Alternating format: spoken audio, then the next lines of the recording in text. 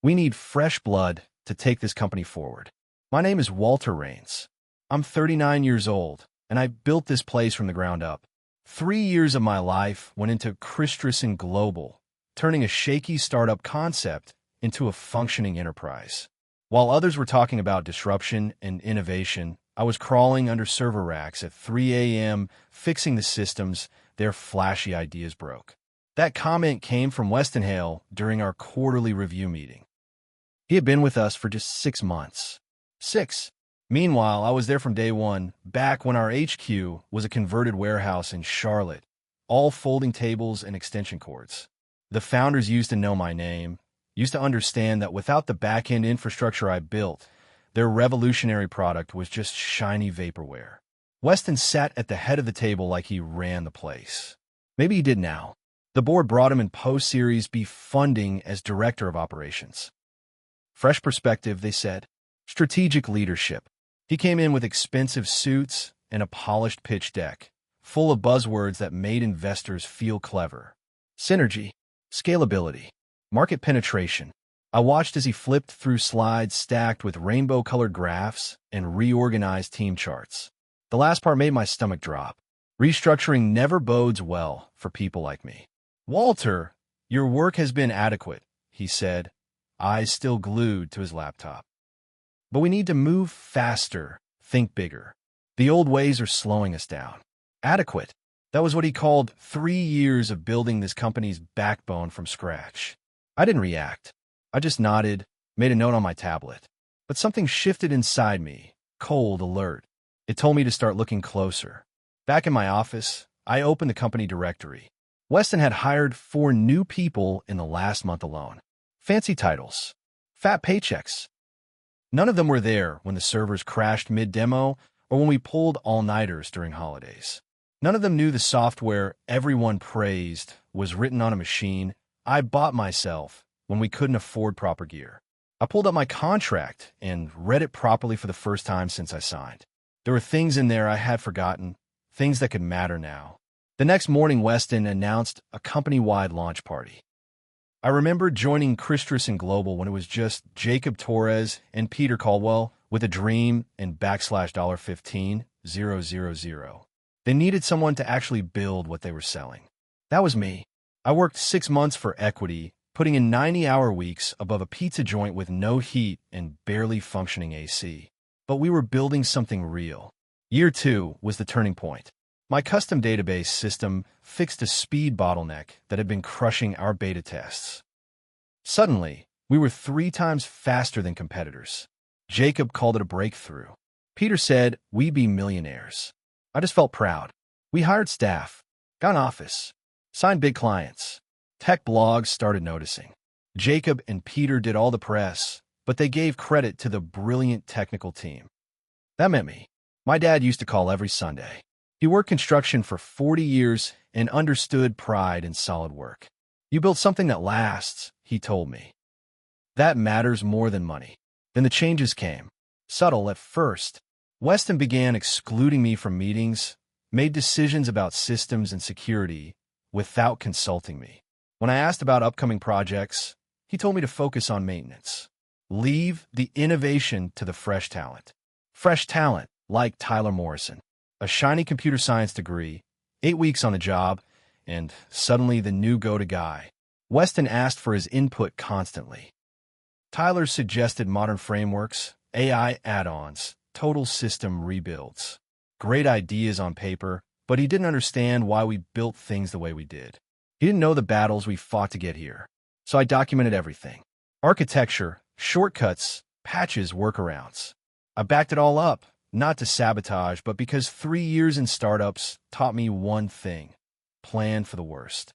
Then came the invite to the launch party, and I wasn't on the planning list. The email came Tuesday morning. Subject: team restructuring. I opened it expecting another HR update. Instead, it was my termination notice.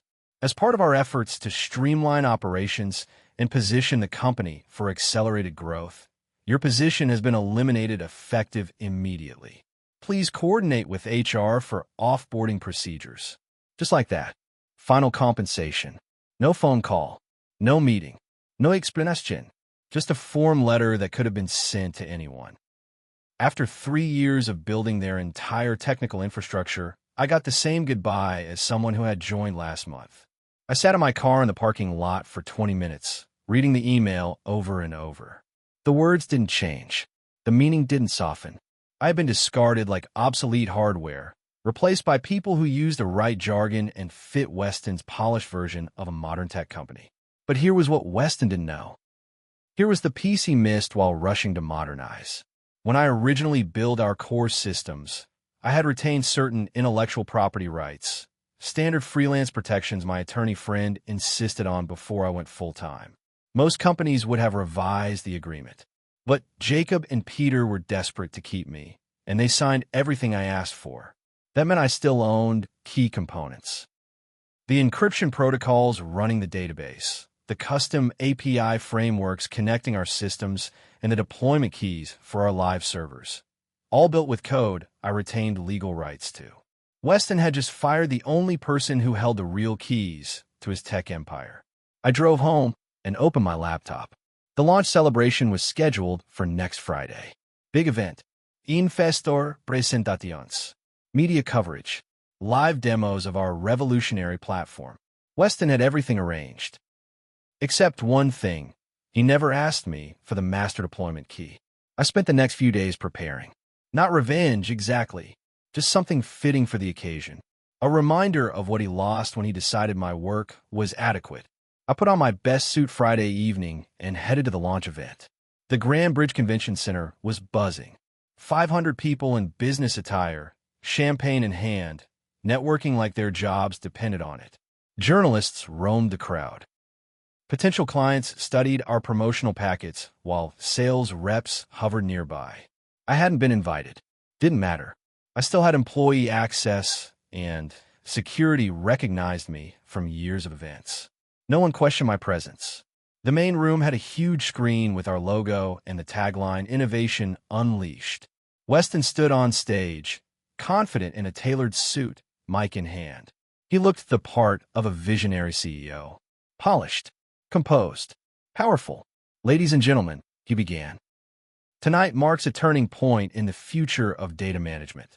The audience clapped politely. A live demo showed our platform processing thousands of transactions in real time. Charts popped with performance metrics. Everything looked flawless. I moved closer to the stage, position where he could see me. His eyes locked with mine for a brief second. A flicker of surprise. But he recovered quickly.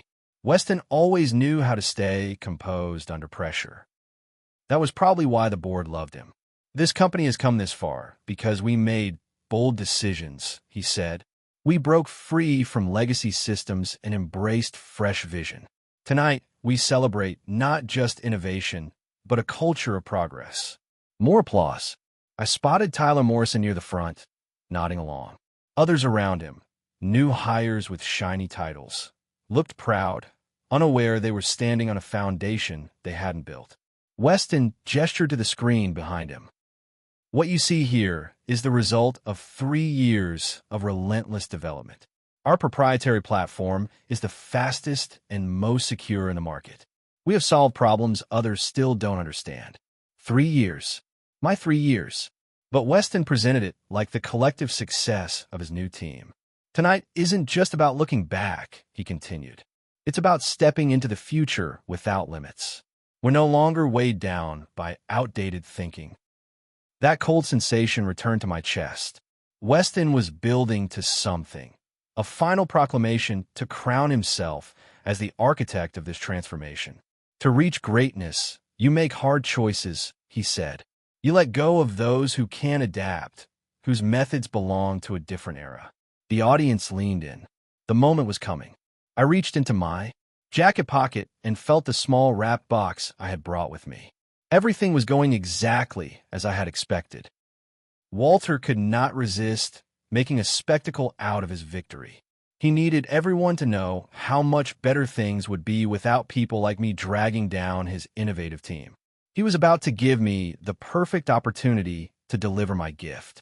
In fact, Walter continued, his voice carrying clearly through the convention center. I want to be completely transparent about the changes we've made to position this company for success. Earlier this week, we eliminated several positions that no longer aligned with our strategic direction. I watched the faces in the crowd. Most people looked mildly uncomfortable with the sudden shift toward personnel discussions.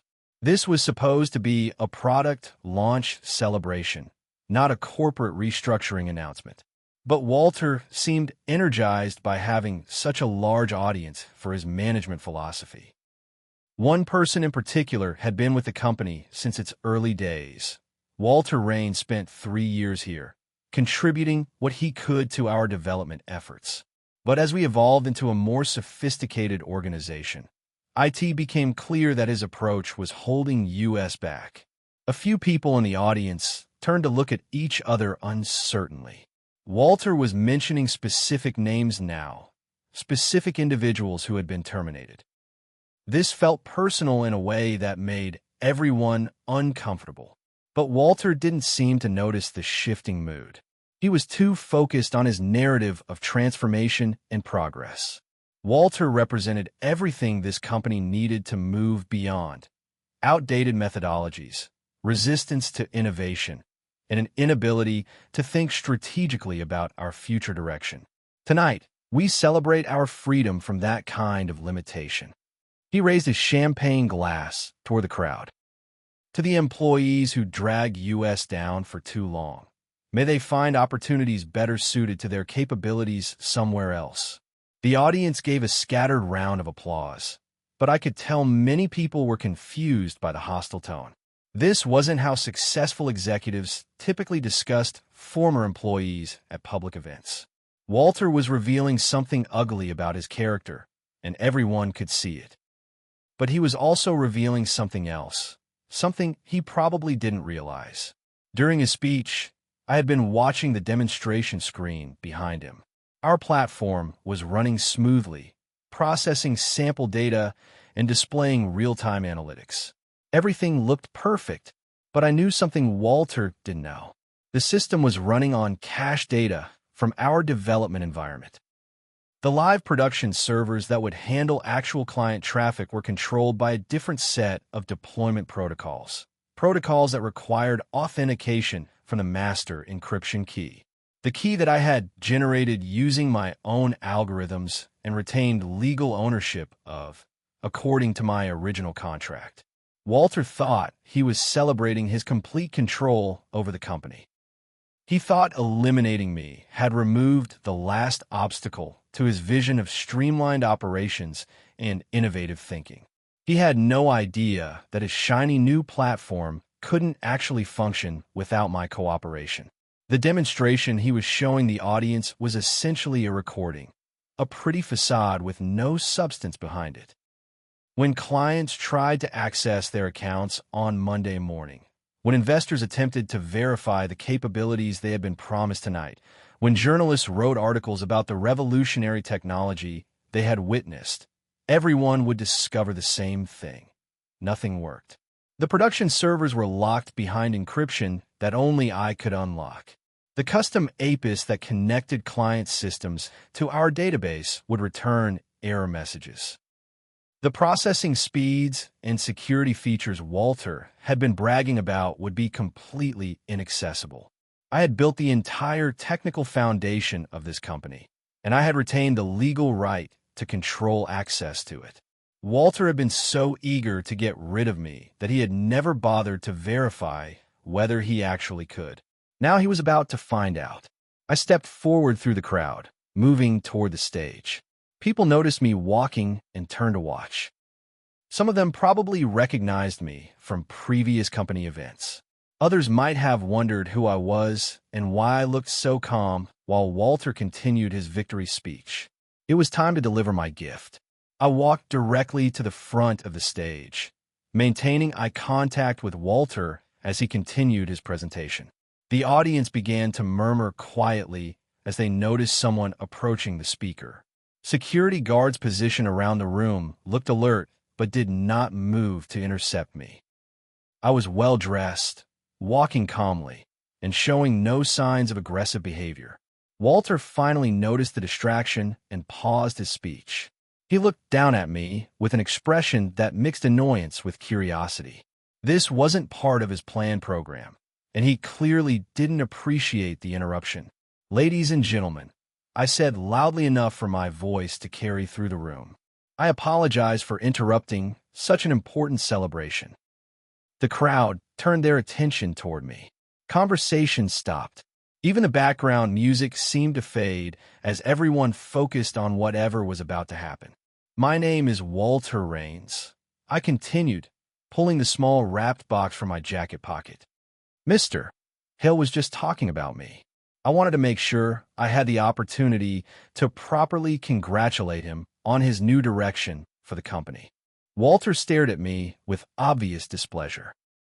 He hadn't expected me to appear at this event, and he certainly hadn't planned for me to address his audience directly.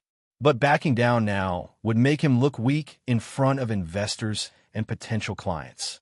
"Walter," he said into his microphone, forcing a smile, "how generous of you to attend our celebration. I hope you enjoyed the presentation." "Oh, I did," I replied, holding up the wrap box. "In fact, I was so impressed by your vision for the future that I brought you a gift. Something to commemorate this historic moment." The audience watched with fascination. This kind of personal drama wasn't something they expected at a corporate product launch, but it was certainly more entertaining than standard business presentations. Walter reached into his jacket pocket and felt the small wrap box. Everything was unfolding exactly as he'd anticipated. Hale couldn't resist turning his so-called victory into a public spectacle. He needed to be celebrated, to have everyone acknowledge how much better the company would be without those like Walter holding it back. What he didn't know was that he was handing Walter the perfect moment. In fact, Hale continued, his voice echoing through the ballroom, "I believe in being fully transparent about our recent strategic changes. Earlier this week, we restructured some roles that no longer aligned with where we're headed." The crowd's mood shifted. Unease crept in. This was supposed to be a night of celebration, not job cuts. But Hale was energized, his ego fully in control. One name in particular stands out: Walter Rowe. He was here since the beginning. For 3 years, he played a part in our early efforts. But as we evolved, it became obvious that his approach was outdated and limiting. People exchanged uneasy glances. Now it was personal. Hale was calling out terminated employees by name, and it left a bitter aftertaste. But he kept going, intoxicated by the sound of his own narrative. Walter represented the very mindset we had to outgrow, resistant to change, lacking strategic foresight. Tonight, we celebrate freedom from such burdens. He raised a glass. To those who couldn't keep up, may they find roles more suited to their skills elsewhere. A few claps, mostly awkward. Hale's smug grin faded a little as confusion began to spread. But behind him, the screen kept running flawlessly, showing the platform's live demo. Everything appeared seamless. Except Walter knew the truth. That wasn't the real platform. It was running on cached demo data. The actual production environment, the one clients would use, was locked behind security protocols that Walter alone could access. His original contract had protected his rights. As the crowd stared at the screen, impressed, Walter stepped forward, weaving through the audience toward the stage. Whispers rose as people noticed him. Some remembered him from previous events. Others simply sensed something was happening. Walter walked with quiet purpose. On stage, Hale paused, distracted by the movement. "Ladies and gentlemen," Walter said clearly, sorry to interrupt. All eyes turned. Silence fell. "My name is Walter Rowe. I believe Mr. Hale was referring to me just now." He held up the wrap box. "I wanted to personally thank him for tonight and bring him something to mark the occasion." Cameras lifted. Phones started recording. Hale forced a grin. "Walter, that's thoughtful." He stepped off the stage, probably thinking this would be a quick handshake and a retreat. Walter handed him the box with a quiet, "From your biggest mistake." Hale didn't register the comment. He tore open the paper quickly, eager to get it over with. Inside, a single USB drive. The label read, "Production Deployment Key, Christensen Global Core Platform. Hale stared pale. What is this? Exactly what it says, Walter replied. The key to the actual platform. The one thing you forgot. As if on cue, the big screen flickered, then died. Silence. Tablets across the room lost their connection. Laptops followed. Error messages began to appear. What did you do? Hale whispered. Walter shrugged. Gave you what you wanted. Freedom from those dragging you down. You're welcome. Panic rippled through the crowd. Investors placed calls. Clients packed their folders. Reporters took furious notes. Tyler Morrison appeared at Hale's side. The production environment is locked. Nothing's responding. Fix it, Hale barked. I can't, Tyler replied. I don't even understand the encryption. It's all custom. And Walter watched it all, calm, centered. As the chaos bloomed, the key's right there in your hand, he said. Just ask nicely. Then he turned and left. In the parking lot, phones rang and voices rose. Some people recognized Walter. No one stopped him. In the days that followed, Christensen Global became a cautionary tale. Blogs mocked the failure. Investors pulled out. Client consolé de contract. The valuation dropped by 60%. Hale called, then called again. First came offers, then desperation. Walter never answered. Instead, he met with Jacob Torres, one of the original founders. Jacob still owned 40%, and after the public disaster, he and 2 board members had seen enough. Hale was removed. The board offered Walter the role of director of operations and equity. He accepted with one condition: the newer hires like Tyler could stay. But they'd work under a team that respected the work that built the company. On Monday morning, Walter entered his credentials and unlocked the servers. The platform roared back to life. Clients barely noticed the glitch. Within a month, the company had recovered. And Hale? He found work in a smaller firm down south. But he never again underestimated the builders. Sometimes the best revenge is giving someone exactly what they asked for.